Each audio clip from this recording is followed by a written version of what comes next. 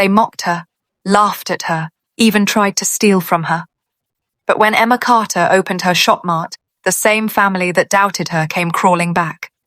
Only this time, she didn't care.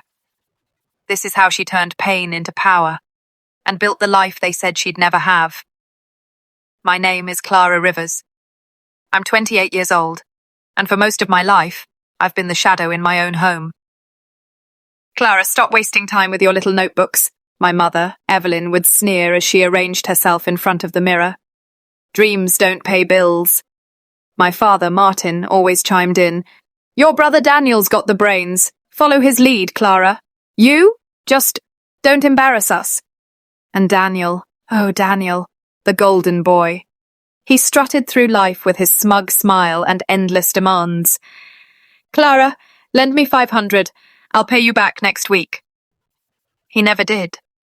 Every dollar I saved seemed to slip into his pocket, stolen by guilt or manipulation.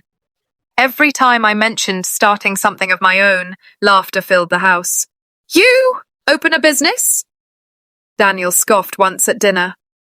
You'd trip over the cash register before making a sale. The laughter that followed was sharp, cruel, and unforgettable. But here's what they never saw. Behind their mockery, I was planning. While they laughed, I worked nights at a local convenience store, observing, watching what customers bought, learning about inventory, listening to complaints. I filled notebooks with details, sketches of store layouts, supplier contacts I gathered quietly. I lived on cheap meals, skipped outings, and hid every saved coin in a shoebox under my bed. My family thought I was broke. In truth, I was building something they could never understand. For years, I endured their words. Clara, you'll never make it. Clara, you're wasting your life. Clara, don't be stupid. And then came that one evening. The dining room smelled of roasted chicken. Laughter echoed again. Evelyn boasting about Daniel's bright future. Martin bragging about some half-baked investment scheme.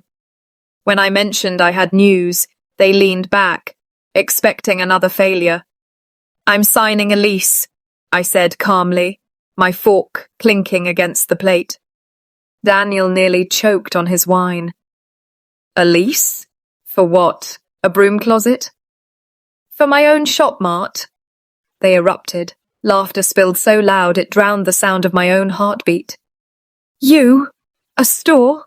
Oh, that's rich, Evelyn wheezed, wiping tears of laughter from her eyes. Martin shook his head. Don't embarrass yourself, Clara. Just stick to your little jobs. Daniel leaned close, smirking. When it fails, and it will, I'll be there to buy it for pennies. I smiled then, a small, secret smile, because what they didn't know was this. The night they laughed at me the loudest was the night I had already signed the lease. And their laughter? It was about to fuel my fire. Subscribe Tales Between Time for Part 2, to be continued.